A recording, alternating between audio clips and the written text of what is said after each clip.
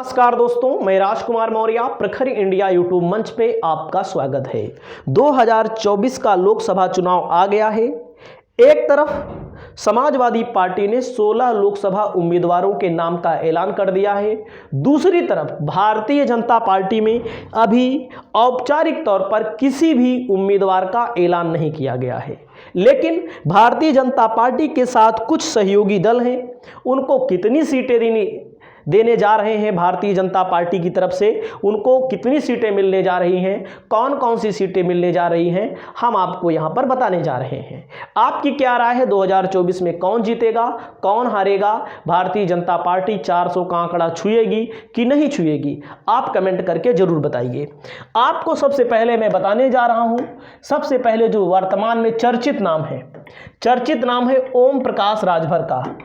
ओम प्रकाश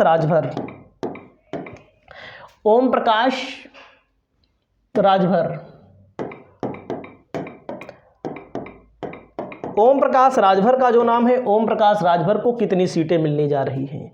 ओम प्रकाश राजभर ऐसे व्यक्ति हैं जो कभी भारतीय जनता पार्टी के साथ 2017 में मिलकर चुनाव लड़ते हैं और उनके 4 विधायक जीत के आते हैं, योगी सरकार में कैबिनेट मंत्री रहते हैं। लेकिन इनके बेटे की शादी रहती है, भारतीय जनता पार्टी के ऊपर या मोदी जी या योगी जी के ऊपर आरोप लगाते हैं कि एक मंत्री एक सड़क नहीं बनवा पाता अपने दरवाजे पर, तो ऐसी मंत्री का मैं क्या करूं, अपना इस्तीफा सौंप देते हैं और भारतीय जनता पार्टी से इस्तीफा दे देते हैं, यानी कि मंत्री पद से इस्तीफा दे देते हैं। सुहेल देव भारतीय समाज पार्टी इनकी पार्टी है।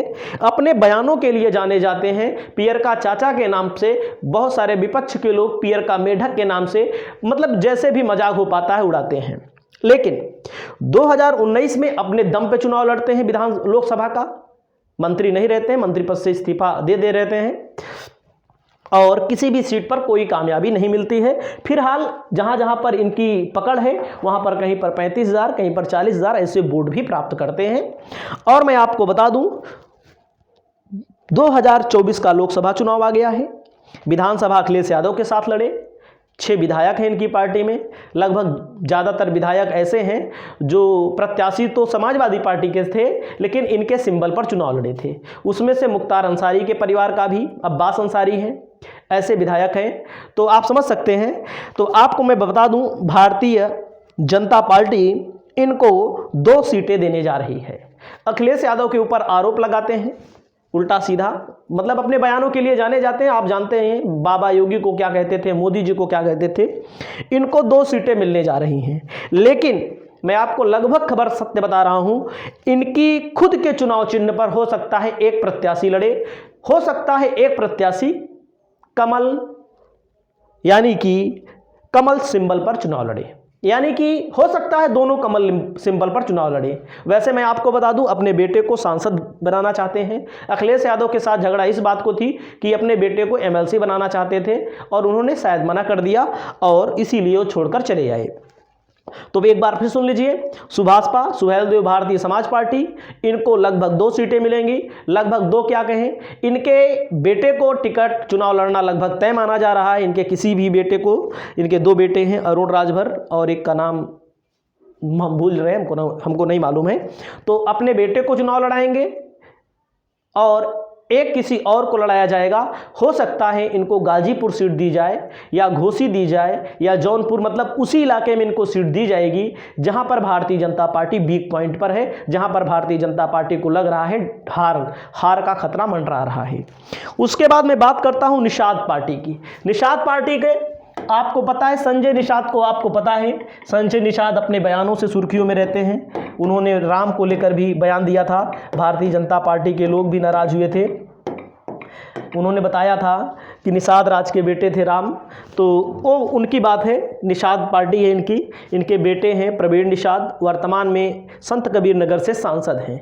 बहुत कम मार्जिन से 2019 में जीते थे। तो मैं आपको यहाँ पर बताने वाला हूँ, इस सीट पर हो सकता है इनकी सीट बदल दी जाए और इनके भी बेटे को टिकट दिया जा सकता है।